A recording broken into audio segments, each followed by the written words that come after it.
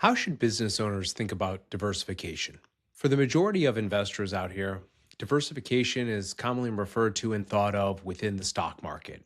And diversification with stocks and bonds looks something like this. That diversification looks like a combination of international stocks, US stocks. Even within US stocks, do you have large cap stocks, small cap stocks, mid cap stocks? We have bonds, international bonds, emerging market bonds. We're really talking about a portfolio that's looking at just stocks and bonds. But what business owners understand is that their diversification extends beyond stocks and bonds into their entire net worth. Because for a lot of business owners, your business is your largest investment that you have out there. So diversification for business owners is different and it is unique to business owners. And here's what that looks like. So much of your net worth is really driven off of here, small interest business, your business value itself. So when we think about diversification for business owners, we actually look at diversification through this lens, which is to say that we have different monies and different purposes. So it can be some of the least risky investments out there, which would be on cash.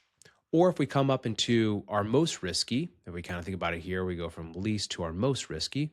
Most risky is in small businesses. Look, you're a business owner, you understand how difficult it is to operate and have a profitable business year after year. So when we're thinking about diversification, we're really thinking about it through this lens, which is to say, with my monies that I have, how much do I need down here on cash? How much should I have in stocks and bonds, which is what we were talking about earlier within there, US stocks, international stocks, things like that. Do we want to be having any real estate interests as well? Our business, does it operate at a specific location? And that's where we'd be pulling money into and paying rent and getting some tax advantages with real estate, with depreciation and so forth. But really our big takeaway here as we think about diversification is that if you look at your net worth, you think about your net worth and you say, how much of my profitability is driven off of small business interests up here? How much is driven off of stocks and bonds and real estate?